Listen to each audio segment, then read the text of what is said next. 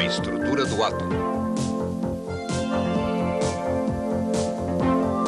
Menor que o menor.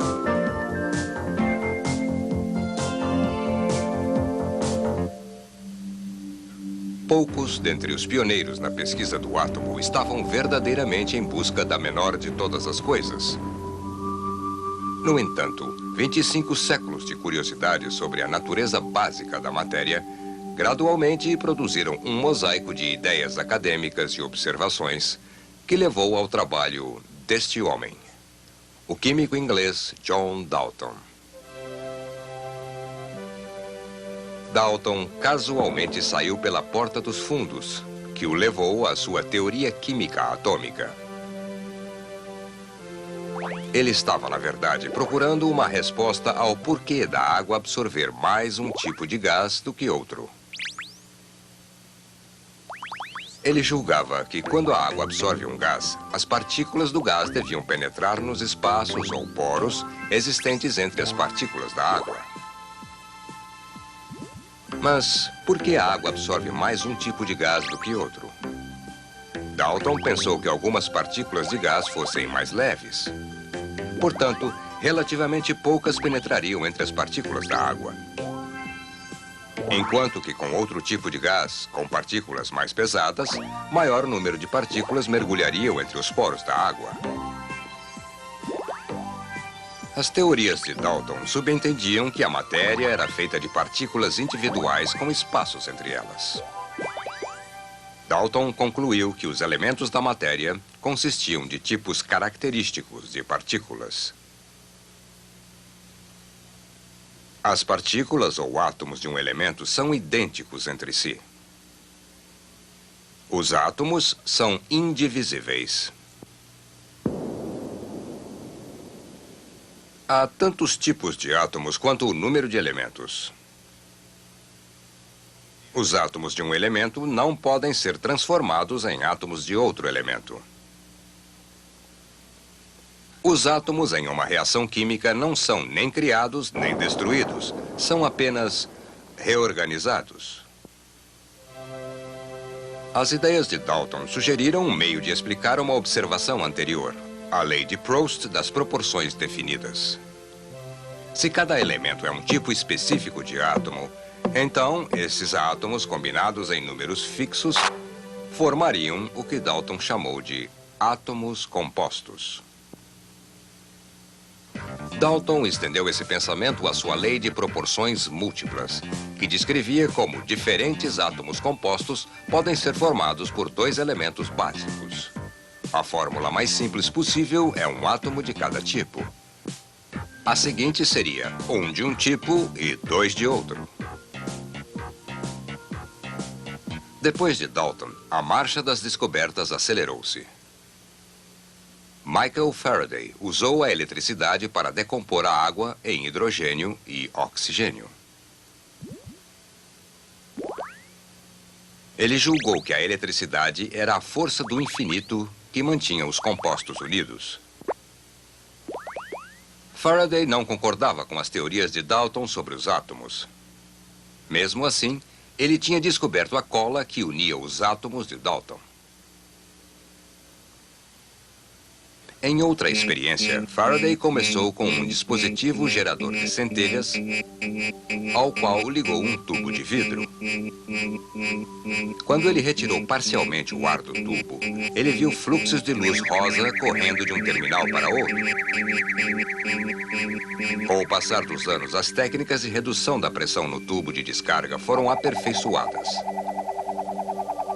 O padrão da luz no tubo mudou com a redução da pressão, até que, finalmente, num vácuo de ar, um tímido brilho verde iluminou o tubo. William Crookes projetou tubos de vácuo mais complexos e demonstrou que o que quer que causasse o brilho parecia fluir do cátodo ou terminal negativo. Interrompendo esse fluxo do cátodo, ele demonstrou que ele corria em linha reta. O fluxo também causava aumento na temperatura dos objetos em seu caminho e também produzia uma força mecânica, uma compressão. Crookes deduziu que estes chamados raios catódicos eram, na realidade, uma corrente de partículas. Em 1897, J.J. Thomson projetou um tubo de raios catódicos especializado. Uma partícula de raio catódico deixa o cátodo e viaja entre diafragmas carregados para focalizar o raio numa linha reta para chocar-se com uma tela fluorescente. Placas carregadas de ambos os lados do tubo podem defletir o raio catódico em direção à placa positiva, o que convenceu Thomson de que os raios catódicos compunham-se de partículas negativamente carregadas. Eletroímãs também podiam desviar os raios catódicos. Ao balancear a deflexão causada pelo campo magnético com aquela causada pelo campo elétrico, ele foi capaz de calcular a proporção da carga de massa da partícula.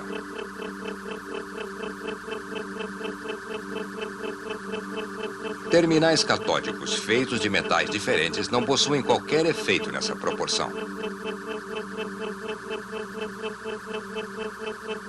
E nem traços de gases diferentes no quase-vácuo. Pareceu que essas partículas dos raios catódicos, rebatizadas de elétrons, eram a parte fundamental de toda a matéria. Seria uma indicação que a menor de todas as coisas, o átomo, era composto de algo ainda menor. Em 1907, R. A. Millikan estabeleceu que todos os elétrons são idênticos ao determinar sua carga mínima. Millikan utilizou gotículas microscópicas de óleo caindo de um furo de alfinete. Ele calculou o grau de queda devido apenas à gravidade. Depois, aplicou uma carga não elétrica a placas acima e abaixo da gotícula. O campo elétrico resultante influenciaria o grau de queda porque a gotícula de óleo contém uma carga. Uma forma de mudar a carga da gotícula de óleo é passar raio-x entre as placas, liberando elétrons.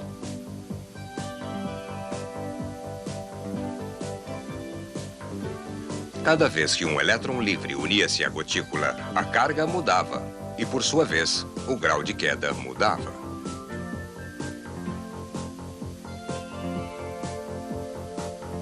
Depois de milhares de experiências, Millikan descobriu o menor grau de mudança possível e decidiu que ele representava a mudança de um simples elétron. Mas como é possível que um elétron tenha realmente uma carga básica e ao mesmo tempo fazer parte de uma matéria que normalmente não tem carga nenhuma? Um modelo de átomo que inclua os elétrons precisa de alguma forma neutralizá-los. J.J. Thomson forneceu o primeiro de tais modelos, o que era chamado de modelo bolo de passas do átomo. Ele propôs que um átomo era uma massa carregada positivamente com muitas passas negativas embebidas nela. Ele calculou que cada átomo positivo do bolo precisava de pelo menos 1000 passas para manter o átomo estável. Mas as experiências mostraram que os átomos possuem elétrons por unidades, às dezenas ou, no máximo, a uma centena. Bolos com milhares de elétrons são muito para o gosto dos cientistas. Mas lá na cozinha, um outro cozinheiro logo prepararia um modelo mais satisfatório.